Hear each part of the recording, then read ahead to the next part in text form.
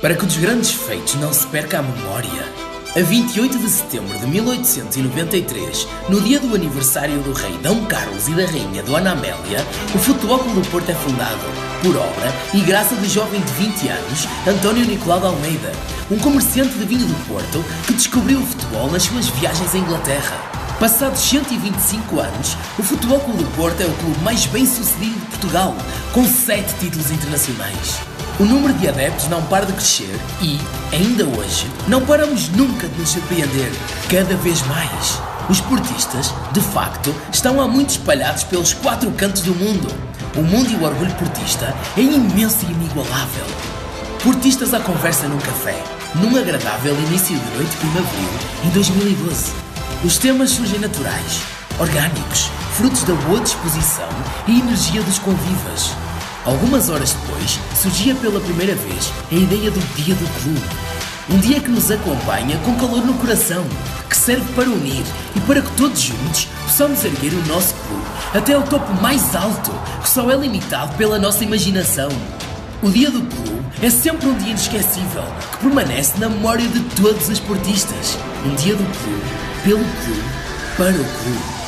Chegados a 2017, surgiu a Hora do Clube, um único tema, mais curto, mais intimista, mas sempre com um denominador comum.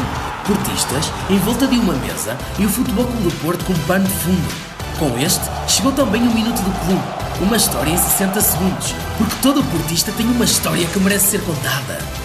E porque o portismo quer sem grandes quantidades, prosseguimos, de bandeira em riste, com uma oferta de conteúdos para ajudar a contribuir à dinamização do movimento das casas do Futebol Clube do Porto espalhadas pelo país, que decidimos batizar de Diáspora do Clube. Permitindo a essas casas um exemplo permanente de amor e de entusiasmo pelo Futebol Clube do Porto, muito em particular nas regiões em que se inserem.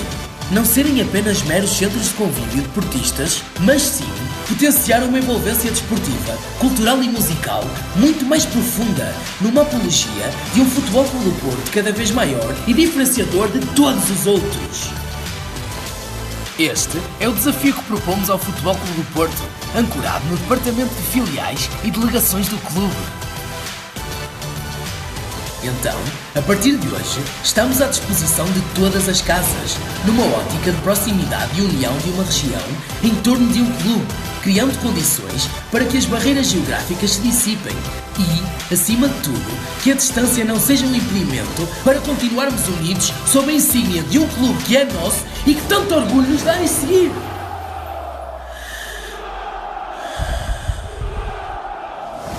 Fiquem atentos. Vamos andar por aí, o Dia do Clube, nas casas do Futebol Clube do Porto.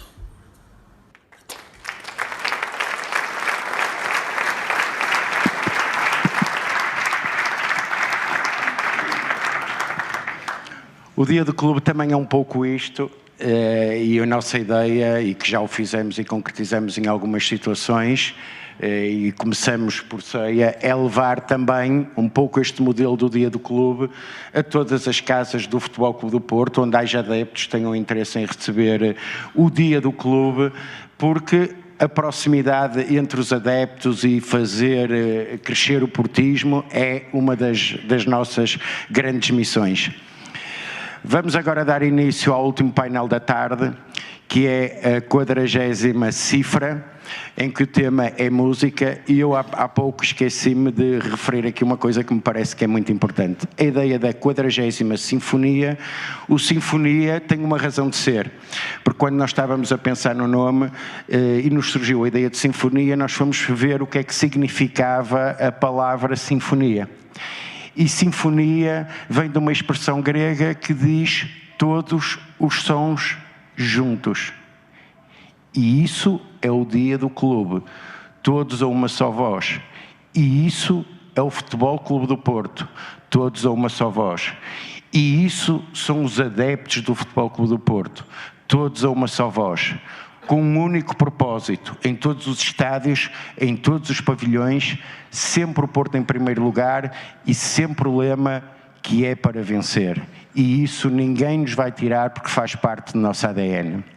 E agora, para dar introdução ao último painel, eu vou chamar mais um vencedor, que é o João Dias, que nos vai brindar com mais uns momentos musicais.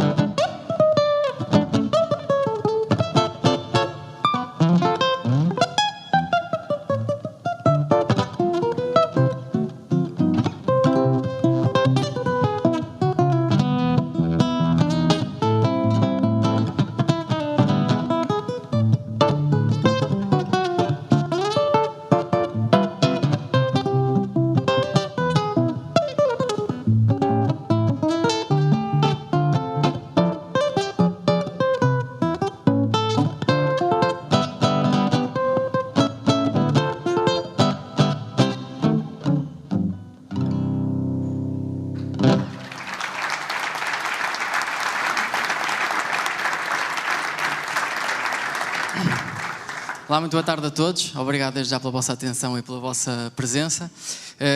Queria começar por agradecer mais uma vez infinitamente já àquela que era uma grande equipa, que eram os dois Paulinhos juntos, mas que agora fazem uma Dream Team com o nosso grande Bruno Sousa. Sério, uma salva de palmas para eles, porque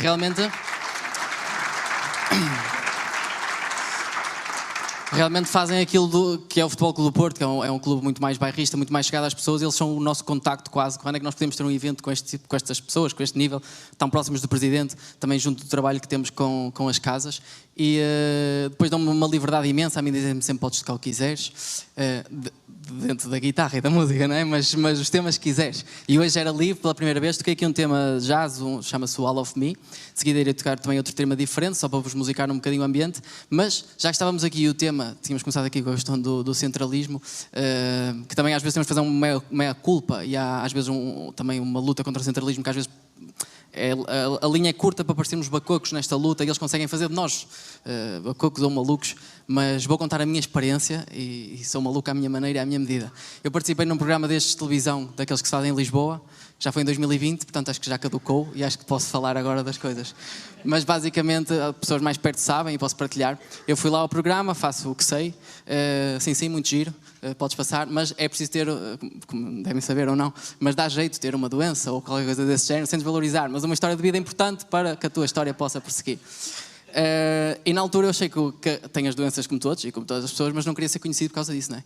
Então a história mais engraçada ou fora da caixa que eu tenho, eu toco assim estas coisas da guitarra, nunca vi ninguém a tocar, eu faço, toco os temas que a malta canta, sou o fundo, a voz para eles tocarem, acho que é giro. Sim, mas também tocas lá com macaco, sim, também, às vezes.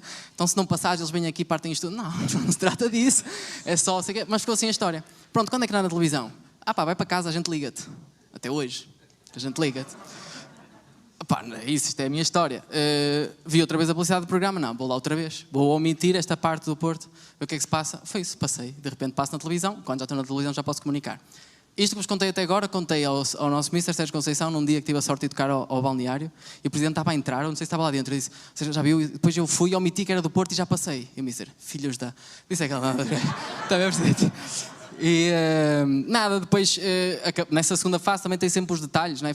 Nós ficamos sempre nos detalhes. Mas eu tinha aquilo é em direto ao domingo e nós estávamos desde quinta-feira a simular os diretos. E eu era o primeiro a ensaiar e eu usava uns fatos também, depois muita gente usava. Mas eu tinha um fato e havia um ensaio qualquer, no primeiro ensaio de quinta-feira, que eu não sabia que tinha aqui já com o traje todo mesmo, como no dia, e não tinha o casaco. Vai o direto, João Dias, 3, 2, 1. E o casaco do gajo. Eu deixei o casaco, tens que trazer o casaco, não sei o que, tem que andar. Olha, já sabiam que eu era o gajo do Porto, que estava às cenas do Porto. Não faz mal, passa o gajo para segundo, que é o lugar onde ele está habituado. E eu, filha... Mas foi isto, quinta, sexta, sábado. E é isso, a única coisa que eu quero partilhar, que me arrepia, para chorar sobre isso, é... Mal eles sabem que isto é o nosso gasóleo, não é? Passei, fui à final, acabei por ficar em segundo lugar só do programa, mas esta é a minha experiência, vou tocar agora um tema que toquei lá. E obrigado, somos o Futebol Clube do Porto e mal eles sabem que isto que eles tentam fazer é o nosso gasóleo, está bem? E somos uma cidade. Até já!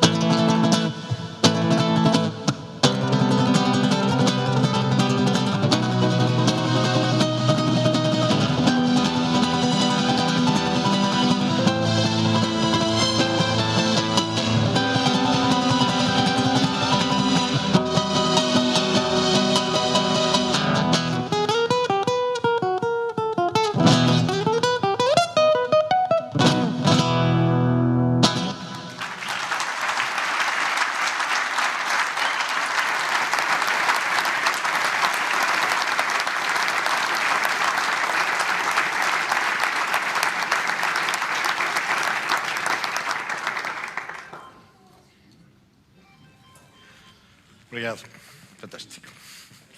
E melhor introdução para então este terceiro painel em torno da música, e não precisam de apresentações os nossos dois convidados, Carlos T.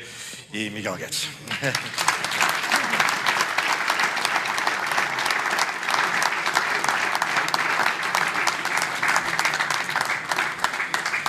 Enfim, caras por demais conhecidas da cidade, do país, e que, enfim, têm muito da identidade do Porto e também do Futebol Clube do Porto.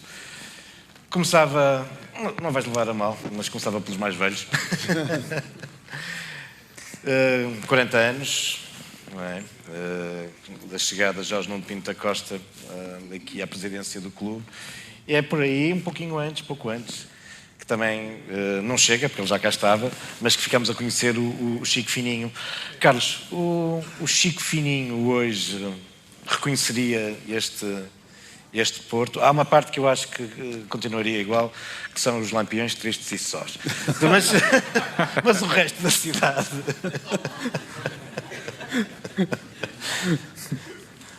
O resto da cidade, como é que está? 40 anos depois, Chico Fininho, mantém-se alguma coisa? Acho que sim, acho que é uma cidade moderna, mantendo o seu lado arrebitado, mais antigo, intacto, que eu acho que é isso que a faz diferente e que a torna especial, mas ao mesmo tempo que mantém isso, ela também é uma cidade cosmopolita, ou seja, é uma cidade do mundo, talvez até, quem sabe, um pouco a reboque do clube, porque acho que o grande salto, o grande legado que eventualmente o nosso clube nos deixa é o salto quântico, não de ganhar cá, mas sobretudo de ganhar fora. Ou seja, perante as grandes luminárias do exterior, esse aqui foi para mim o grande impulso e que deixou, como nós sabemos, uma parte significativa do país com uma dor de cotovelo brutal. Mas é a vida. O Milhafre já não está ferido na asa? O Milhafre já não está ferido na asa? Eu acho que não. Lentamente foi mantendo a sua postura, mas acho que está melhor, acho que está muito mais de bem consigo própria, porque conseguiu uma série de coisas que eu, na altura em que escrevi esse texto, não tinha. Portanto, este texto é de 1985 e, de facto, em 85 Porto ainda era uma cidade um pouco ferida, sempre agastada, mas isso deu um salto muito grande, não é? Também com o resto do país. Eu acho que o resto do país, quando se fala do Porto, é preciso olharmos também para o resto do país fora de Lisboa. Esse país também saltou imenso porque é uma decorrência da vida natural, saída destes últimos 40 anos de vivência e de descoberta, numa coisa nova chamada liberdade, que é um bocado como gatinhar, porque nós não sabíamos. Vivíamos num patamar de infantilização muito grande e nós crescemos com tudo o que há de bom e alguns saltos mais negativos, mas estamos aqui e vivos e saudáveis, acho eu. Claro que sim. E, Miguel, a música ao longo destes 40 anos, que diferenças ao longo destas 4 décadas da forma de fazer música, de sentir, de viver a música, hábitos que se alteraram em torno da música, porque é que não querendo meter, eu não vou dizer o Rocio na Betesga, mas não querendo meter a Avenida dos Aliados na rua Afonso Martins Alho, o que é que nos podes sucintamente dizer sobre estas 4 décadas? Bom, primeiro que tudo, agradecer o facto de me terem convidado para estar aqui. É um gosto estar com todos e com o Presidente em especial sempre, porque com as especialidades nós tratamos com todos os abraços. Todos os encontros com o Presidente são encontros especiais. E o facto de ele estar aqui para nos ouvir e participar, espero eu, é também aquilo que nos motiva a estar desta forma. Eu não sei se ele vai cantar. Eu, pelo menos dá música tantas vezes. E, portanto, agradecer-vos. Depois, dizer que a música, enfim, como a arte, o Porto com a arte do Porto evoluiu nos últimos 40 anos de uma forma que me parece que acompanhou o ritmo da cidade, mas muitas vezes carregou no acelerador, eu acho. E ultrapassou. E ultrapassou muitas vezes, não só pela esquerda, mas também pela direita, ou fazendo em transgressão. E eu julgo que ultrapassar em transgressão, quando se fala de cultura, estamos a falar de arte. Normalmente a arte é transgressora. A arte vai para além da cultura. A cultura olha para trás, a arte olha para a frente. E nesse sentido eu acho que o Porto, como cidade de arte, como cidade arte ela própria, como projeção de tudo o que nós somos, e tendo em conta que é uma cidade que incorpora nessas manifestações artísticas tanto do que é, quase que indivisível, torna-se por vezes tão indivisível, é quase uma cidade panfletária na forma como se põe na arte que faz. E acho que isso é muito bonito, é muito bom, é identitário, evoluiu nesses 40 anos. É evidente que a música e a relação que as pessoas têm com a cultura e com a arte mudou muito nos últimos 40 anos. Passamos de um momento em que tudo era analógico para um momento muitíssimo digital, onde há muitas coisas de permeio, ora mais para além da performance que nós assistimos, ainda agora aqui tão bem com o João, nós muitas vezes vemos o João ou outras coisas no YouTube, ou as coisas tornaram-se mediadas por um veículo transmissor que antes era apenas e só a rádio ou a televisão. E como tal, o facto de hoje nós vermos cultura através de meios que nos chegam, e que depois muitas vezes dependem quase subservientemente de meios que nos chegam, afeta a cultura, mas afeta a cultura na cidade, no país, no mundo, e afeta as pessoas da forma como se transformam ou não com a cultura que têm. Mudou muito. E eu acho que de alguma forma no campo da música, e para isso que aqui estamos, eu acho que a música tornou-se muitas vezes nesta altura entregue a um conjunto de ouvintes, de melómanos, pessoas que gostam de música, mas que na verdade não têm tempo para ouvir, têm tempo para colecionar. E são, no fundo, arquivadores de música permanentes. Eu tenho tudo da banda X, eu tenho tudo da banda Y, mas depois têm tudo, lá está a propriedade, posse, ter, quase, parece-me demasiadamente plástico para depois pouco fruírem, porque não têm tempo para fruir, porque não lhes dão o devido valor e porque, no fundo, acaba por haver um conjunto de mediatizações no meio que impedem que nós estejamos lá, junto ao ouvido daquilo que nos querem dizer. E neste contexto, o Futebol Clube Porto e os seus equipamentos foram-se cruzando ao longo destes 40 anos também com a história da música. Então, lembrar, por exemplo, o estádio tem servido para fantásticos concertos, por exemplo. Achas que esta fusão entre clube, futebol e a música também se deu? Quer dizer, eu lembro-me quando o estádio inaugurou. O problema dos estádios e da música é sempre que eu tenho medo que estraguem a relva, não é? E por isso eu quero sempre ver os artistas fora daqui, os outros artistas aqui a fazer a coisa. Portanto, cada vez que há um concerto num estádio, eu tenho sempre esse receio imenso. Epá, mas em que topa que vai ser? Mas nós normalmente marcamos mais gols ali. Então era melhor se calhar. E eu que já toquei aqui também no estádio, em 2 ou 3 ocasiões, tenho... Pronto, enfim, vou pelas laterais para não incomodar a zona dos artistas. Não, mas é claro que já houve aqui belos momentos musicais. Eu lembro-me no Dragão Caixa também. Temos Dragões de Ouro que tantas vezes se cruza nestes anos, que já foram no Coliseu, com quem agora tem uma relação ainda mais especial, que espero tanto para o ano, se não se importarem, se quiserem ir lá. Mas no Dragão Caixa, por exemplo, lembro-me, e aqui não é palavra dita, mas também é música, porque a palavra também é musical, mesmo que não tenha notas, tem as nossas notas. Lembro-me de ter inaugurado o Dragão Caixa com um poema do Pedro Homem de Melo, o Aleluia, que já aqui foi falado. E quão bonito foi que a primeira coisa que se ouvisse, lamentavelmente fui eu, mas foi o Pedro Homem de Melo, com aquelas palavras que eu sei que o Presidente tanto gosta. E já agora, se me permitires aqui, antes de eu passar a bola, eu olhava para o cardápio do dia de hoje, não é? Com música, com pintura, com palavra, e achei que e passou-me pela cabeça dizer hoje aquilo que eu ando para dizer há uma data de tempo, cada vez que encontro o Presidente e que não tenho hipótese, e não tive muita coragem para lhe dizer que é um então, desafio, que é um desafio, que é, eu já tive em determinadas situações, tive a oportunidade, que é uma oportunidade mágica de ouvir o Presidente a dizer poesia.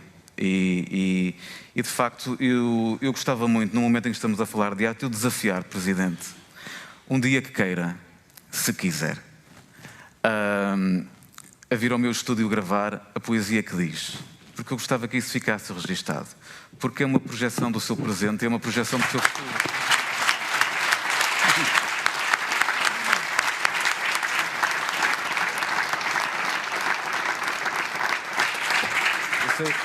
sei que é uma decisão muito individual e muito pessoal, muito particular, muito íntima, porque dizer poesia é um ato íntimo. E eu sei que a diz em determinados momentos e não banalizo o facto de a dizer. Mas da forma que o diz e como o diz, eu acho que seria um crime se isso não ficasse para sempre. E portanto, um dia que queira, diga-me um dia que acorde bem disposto e venha gravar essa poesia e depois o que for será. Pronto, é o desafio que eu lhe lanço. Eu não sinto intimidade para aceitar por causa das palmas. O projeto é que sabe. Está tramado, Presidente. Vai ter mesmo. Pronto, está feito e dito. Boa, Miguel. Carlos, há algumas especificidades da cidade para que, ao longo dos tempos, ela tenha sido também o berço de importantes músicos, de gente que marca a música e, especificamente no teu caso, ficas indubitavelmente, eu sei que ele não gosta da expressão, mas como um dos pais do rock português, porque é que, de facto, ali no final dos anos 70, o Porto é, enfim, o alforje não é de todos, mas de uma boa parte dos músicos que vão depois marcar os anos seguintes, nessa geração, logo a seguir, e tens ao teu lado mais alguém também. Algum motivo para isso ter surgido no Porto, todo esse volume? Não sei explicar, talvez por ser uma cidade de vivência mais tribal, cafés, o Porto era uma cidade de cafés, haver aquelas pequenas sociedades, os grupos são essencialmente pequenas sociedades, tal como existem pequenas sociedades no futebol também, nos grupos de rock também, e normalmente isso acontecia em cafés, as bandas e não sei o quê. E o Porto era muito isso, não é? Hoje é menos, mas foi durante muito tempo. E penso que muitos desses conhecimentos aparecem aí, não é? Talvez seja uma das explicações. Não sei dizer exatamente. Quer dizer, eu não sou um estudioso do Porto, sou mais um utente. E é no facto de ser utente que vou fazendo as coisas que fiz, não é? No sentido de... Mas não conheço muito bem as coisas, isso é mais do teu papel. Descobrir as coisas. Estava aqui a tentar fazer história oral. E no teu caso, Miguel, como é que os Bem Dizer surgem e como é que vês todo este movimento em torno da cidade ligado à promoção musical e ao aparecimento de tantas bandas?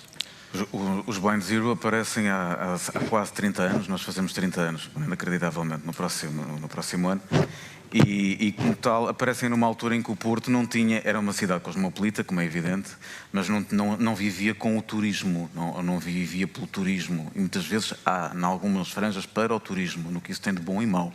Na altura era uma cidade onde as pessoas vinham para ficar normalmente, não para passar.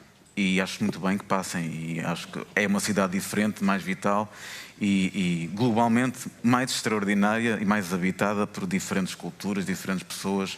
Há comunidades migrantes aqui que são absolutamente fundamentais para o que já é o tecido identitário do Porto, e isso acho sempre muito bonito. Saibamos nós viver com isso, integrar e receber e transformar-nos também. Na altura, há 30 anos atrás, não era assim. Na altura, o Porto era uma cidade com a Avenida dos Aliados vazia. Não há... Sim, julgo que sim. Nessa fase, sim. Já vazia. Eu estava em Coimbra, vinha na Rodoviária Nacional, ou na Renex, ou não sei o quê, chegava aos Aliados, na altura parava nos Aliados, e é claro que eu tenho saudades daquilo, em parte, aquele vazio, aquela monumentalidade pouco habitada, meio lúgubre, mas era uma cidade diferente e, portanto, era uma cidade que convocava muitos atos únicos. O que acontecia no Porto acontecia per si, por pessoas que eram verdadeiramente seus habitantes. Hoje em dia, até com o digital, não é? E tanto as coisas fazem-se nos computadores, internet, os métodos de gravação são completamente diferentes, os meios são outros, os ouvintes são outros. Hoje passa-se mais numa espécie de mundo global, quer dizer, o Porto habita um lugar global no qual tem a sua identidade e o seu lugar. Mudou muito, mas tudo o que existiu na altura, e acho que ainda tudo o que existe no Porto do ponto de vista do que é a produção musical, é feita com esta identidade granítica de ter uma base muito sólida onde depois se pode construir uma data de coisas, não é? Eu não acho que o granito seja um pedestal, eu acho que o granito é um fundamento daquilo que nós queremos pôr em cima e fazer crescer.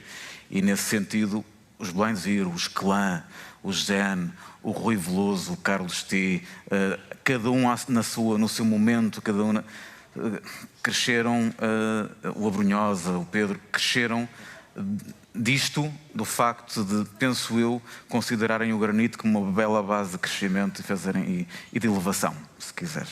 Isso é uma bela imagem. O granito é uma rocha dura, mas tu tens, de facto, pegando aqui na imagem bonita do Miguel, tu tens trabalhado esse granito de uma forma belíssima e cantando o Porto. A cidade é um motivo de inspiração? Que rei de pergunta, não é? Um homem que enfim, fez o hino da cidade. Quer dizer, eu penso que as pessoas devem, no meu caso, e de maneira geral acho que também é assim, as pessoas devem falar do que conhecem ou do que vivem. Não é? Eu, quando fui posto perante a possibilidade de escrever canções, que era uma coisa que nem nos meus sonhos mais audazes da minha infância ou da minha adolescência me colocariam, quer dizer, aquilo, pensava que era uma coisa para quem soubesse, só que, entretanto, houve uma revolução pelo meio, não é? E as coisas mudaram, de repente tudo entrou no domínio do possível, até fazer canções, uau, vamos lá também, porque não? Uma das coisas que eu aprendi com os mestres das canções, porque nós todos temos uma genealogia das coisas que nós ouvimos, a canção de todo mundo, foi cantar o lugar de onde se vem. É isso que o Springsteen faz, com Filadélfia, com não sei o quê, que o Neil Young fazia com o Ontário, o Chico Buarque faz com o Rio de Janeiro, o Ray Davies fazia com Londres. E eu disse, bem, olha, vou fazer como eles, vou esticar ao comprido e vou tentar imitá-los, não é? E como acontece muitas vezes, quando a gente... Quem diz isto é um músico que eu adoro, que é o Elvis Costello, um grande compositor, que também lhe fizeram essa pergunta várias vezes, pelos vistos. Ele dizia assim, também tentei imitar as pessoas que conhecia, quem gostava. Mas como imitava mal, arrisquei-me a ser original. Portanto, a gente, quando tenta imitar alguém, não consegue, acerta ao lado. Mas ao acertar ao lado, arrisca a acertar num sítio onde não está ninguém. Portanto, é original. Penso que foi isso, um bocado o que me aconteceu. Eu tentava fazer igual, mas não consegui. Então, fiz uma coisa diferente. Mas é tudo, aqui, campeia sempre um elemento muito grande, que é o acaso. E o acaso às vezes é ótimo porque a gente está lá, quando a gente está lá e o acaso passa, a gente tive sorte, estava lá no sítio, agarrei. Como alguém isso é um bocado costuma dizer, a sorte dá um trabalho dos diabos. Mas isso é quase como aqueles pontas de lança, a gente nunca percebe que a bola vem ter com eles e o gajo está sempre por lá, mas porquê? Alguma coisa? Não, a sorte dá muito trabalho, E tu, há pouco, no início da tua primeira intervenção, falavas de facto de como a cidade mudou muito nestes 40 anos e uma das grandes mudanças foi o impacto que ela passou a ter, até do ponto de vista internacional, não é? E hoje o Porto, que antigamente era só conhecido por causa do vinho do Porto, e ainda há pouco tempo o Richard Zimler, um cidadão do Porto, me dizia que até ter vindo, e estamos a falar de um homem culto, não é? E que dizia que até ter vindo para o Porto, ele não tinha consciência que o Porto Wine é do Porto. Sim. É que nós achamos que o vinho do Porto é o nosso grande embaixador, mas de facto lá fora o Porto Wine não é necessário. Os estrangeiros não fazem esta ligação imediata. E portanto, ao longo destes últimos 40, 50 anos, o Porto ganhou para lá do vinho do Porto, ok, é um embaixador, mas o Porto ganhou dois grandes embaixadores. Um que é a Universidade do Porto. A Universidade do Porto cresceu imenso. Há 40 anos eram 6 faculdades, hoje tem mais do dobro. O número de alunos e particularmente o número de alunos Erasmus da cidade é brutal. E, portanto, a Universidade do Porto contribuiu muito para divulgar a cidade do Porto a nível internacional. Fez agora 112 anos, não é? Sim. Mas sejamos clarinhos como água. Se há instituição que nestes 40 anos catapultou o nome da cidade do Porto aos 4 cantos do mundo, esse foi sem dúvida o Futebol Clube do Futebol Clube do Porto. Vocês, nas vossas andanças, esta pergunta é para os dois, nas vossas andanças pelo mundo, são muitas vezes, quando dizem que são do Porto, são a referência do clube é corrente, é recorrente? Passou a ser. E eu uma vez estava em Moçambique, em 1989, e lá num sítio remoto de Maputo, ouvi uma pessoa a gritar o nome de Jardel. Como é que é possível? Num sítio mais inacreditável. E então percebi que não só o Porto se tinha tornado grande nesses lugares, que normalmente eram redutos do Benfica e do Sporting, como o futebol português continuava a ser muito popular nesses lugares. De tal maneira que dessa vez eu saí e era um domingo à tarde, ouvia os relatos na rua como se estivesse em Portugal. Aqui falar de não sei o quê, estamos a falar de Coimbra e não sei o quê. Estavam a dar os relatos na rua, ou seja, o futebol português continuava a ser muito forte nesses lugares. As pessoas nunca cortaram a esse nível. Podem cortar, podem ter rancores a outros níveis, mas no futebol a coisa mantém-se intacta. E nesse sentido o Porto também. O mesmo aconteceu em Cabo Verde. Em Cabo Verde vi eu pessoas a sair ao domingo com camisolas de Porto como se fosse um fato de domingo. As pessoas saíam com uma camisola do Porto. Eu nem queria acreditar naquilo. Falas em Cabo Verde, é absolutamente verdade. Uma verdade a dois. A tua verdade e também a minha, porque eu senti isso.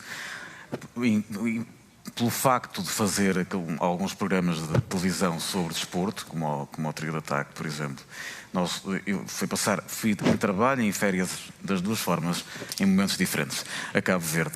E de facto nota-se bem que o colonialismo não matou o futebol daquela gente. É muito engraçado. Não matou, não. Porque continua a haver uma relação fundamental, essencial evidentemente com os 3 denominados grandes clubes portugueses, mas depois também se sente ali uma democraticidade que depois aqui em Portugal não existe. É aquela coisa, mas há mais portistas, ou há mais benfiquistas, ou há mais sportinguistas. É mesmo indistinto em Cabo Verde, é muito difícil perceber.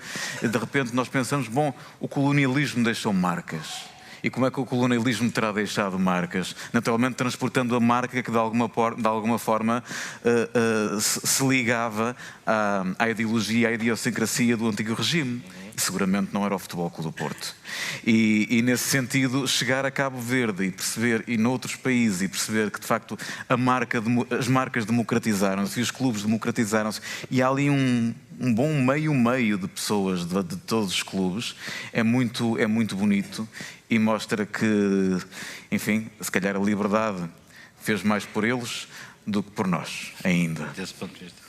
Ainda há mais para fazer na liberdade por nós. Isso era o que eu dizia no início desta tarde.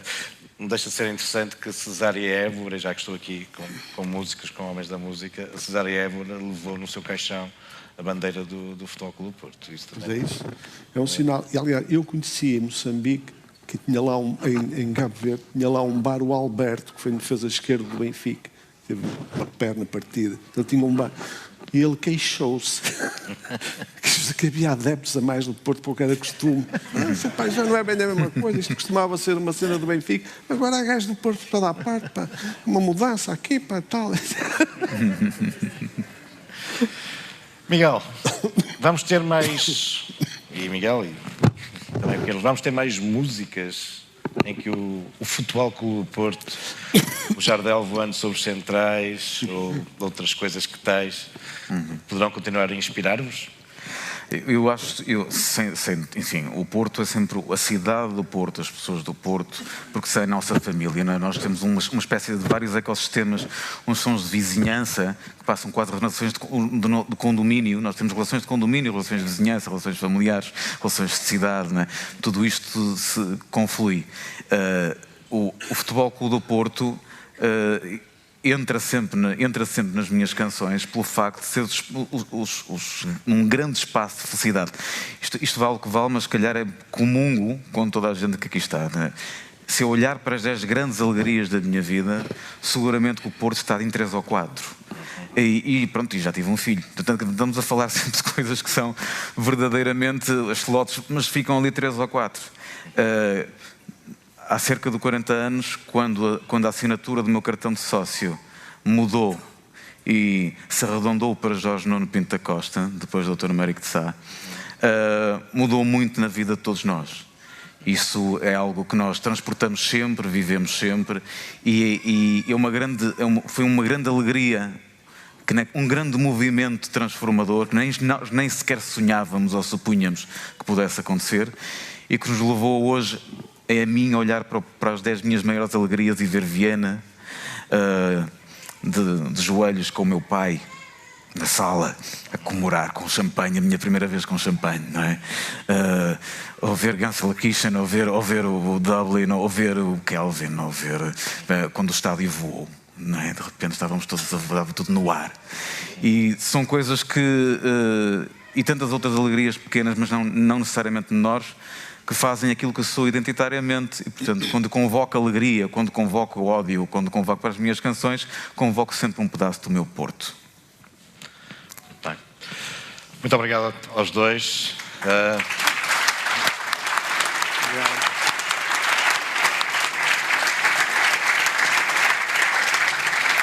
Vamos ficar à espera de novas músicas, novas letras, novas intervenções artísticas e sociais destes homens.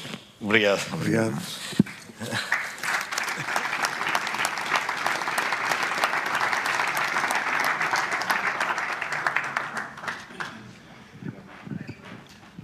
E estamos-nos a aproximar do fim.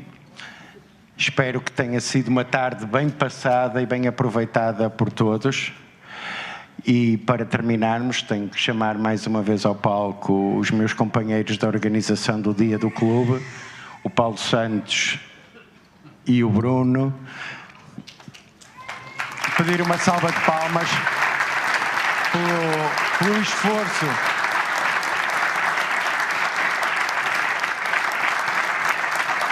Pelo enorme esforço que fazemos para tornar isto possível, feito de adeptos para adeptos, e somos todos da mesma família. Antes de terminar,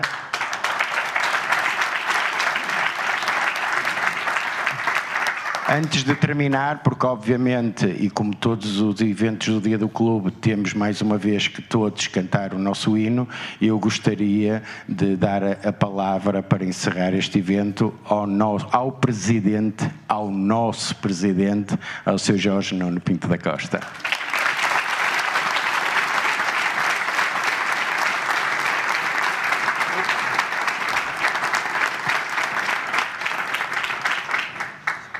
Muito obrigado. Em primeiro lugar, eu queria agradecer aos 3 grandes esportistas que me acompanham no palco por esta iniciativa. Devem estar felizes porque podem ter a certeza que todos, desde mim ao último encostado ao vidro, todos nós saímos daqui a amar mais o Futebol Clube do Porto. E todos nós saímos daqui a sentir que somos todos iguais, que estamos todos imbuídos no mesmo amor e no mesmo espírito fraterno de nos ajudarmos uns aos outros. Nós temos que estar sempre juntos. O nosso inimigo não está aqui. O nosso inimigo, não sei bem agora contar, mas vai a 300 quilómetros.